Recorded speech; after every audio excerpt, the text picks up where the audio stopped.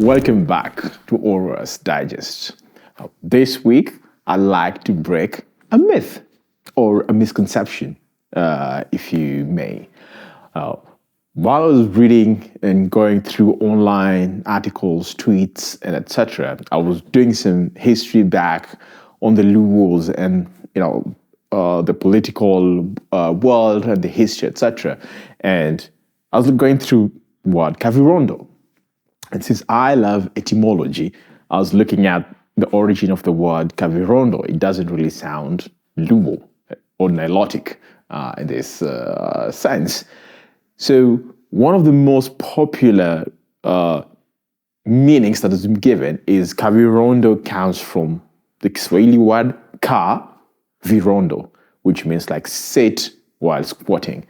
And it's the myth goes that the Swahili porters who came from Mombasa and were carrying the goods and the items for the white people came by Lake Victoria, and a lot of people used to find the people squatting, sitting down, and they used to point, "Wale wame Kavirondo," and it became like the Kavirondo, and the white people were like, "Oh," so they started calling the people Kavirondo. The Kavirondo people, the people who prefer sitting while squatting. Now, I had my doubts about this, but I was like, okay, let me do some research into this, whether it's true or not. Now, the very first place that I could find this information was way back in early 1920s about the Young Kavirondo Association. But I've read about this because it was the first political party in Kenya right after the Young Kavirondo Association set up by Harry Thuku to champion for African rights. So in central Kenya, there was the Young Kavirondo Association, and in the area around Lake Victoria, we had the Young Kavirondo Association. Now, at that time, about the 1920s, the area encompassing Kisumu, Siaya, up to Busia was known as Central Kavirondo. And the area now past Kakamega way up was known as North Kavirondo. If this was the case, let's assume that the colonialists who gave these names as Central Kavirondo and the North Kavirondo, and then the people living there, predominantly the Luo and the Luhya, took that and said, okay, we'll name ourselves the Young Kavirondo Association, which was a very interesting political party. They wanted their own parliament, like a Kavirondo parliament. They wanted that part of Kenya not to be part of the colony, a reduction in heart tax, and a couple of other things. And they had this 10-point agenda or things they wanted addressed, which they ended up sending to the provincial commissioner and even the governor of Kenya colony at that time. So that political movement from that time took the name Kavirondo, and a lot of things grew out of that particular name. Now, if we are to find the origin of Kavirondo, we have the Swahili people and the local people to compare. If we start with the Swahili people, it is highly unlikely that porters used to move all the way from the coastal area into the inland of the Lake Victoria area. A lot of the times, importers or the porters will end up in the roughly area of Kitui, Machakos, where perhaps other tribes will take over. So even if there are some porters who reached that area, there have to be very few. And it's highly unlikely they made the journey back, because that's about 1,000 kilometers distance. And in most cases, you need a repeated interaction between two tribes so that that name that's given from one tribe to the other sticks. Like the Maasai named the Elgeyo as, I don't remember what it was, but they gave them their name.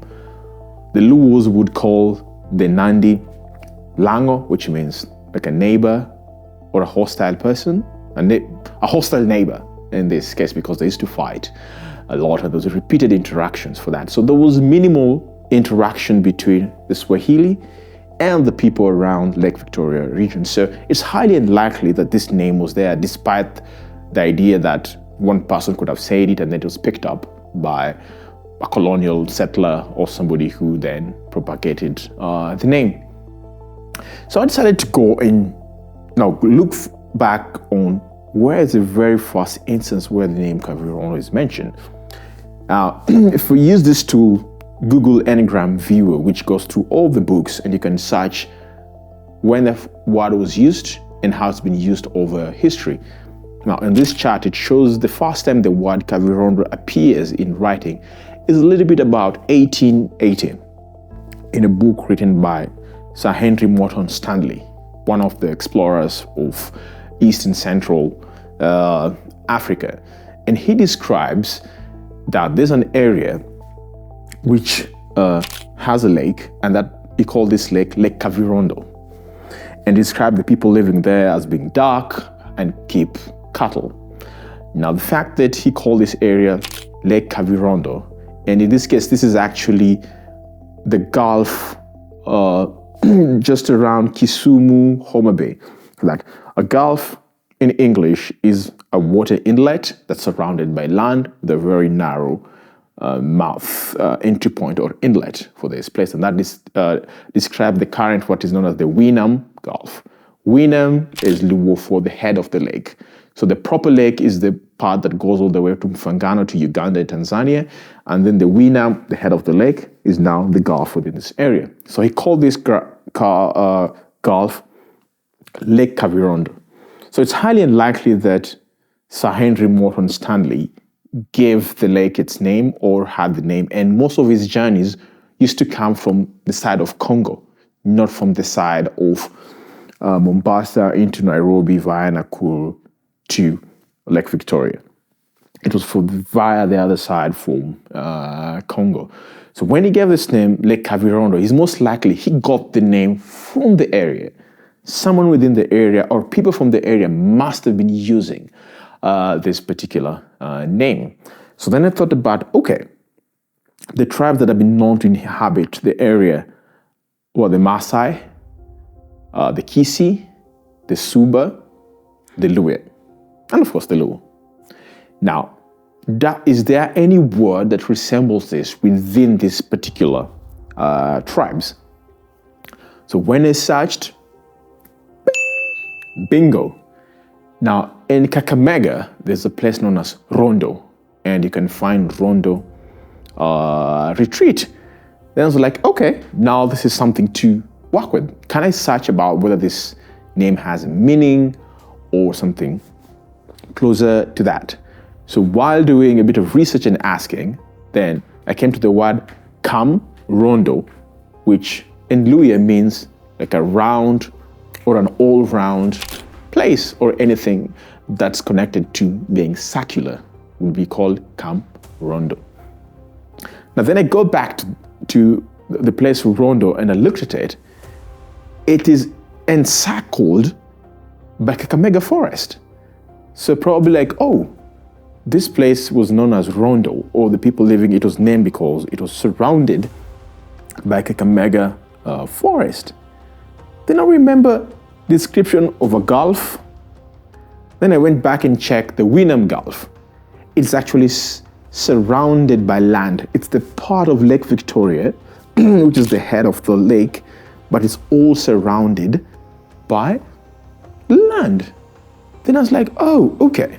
If the area surrounded by Kakamega forest was known as Rondo, then it's most likely that the Luhyas also observed the lake and gave that area the same name as Rondo or Rondo, which means surrounded or encircled by land, the part of lake surrounded by land.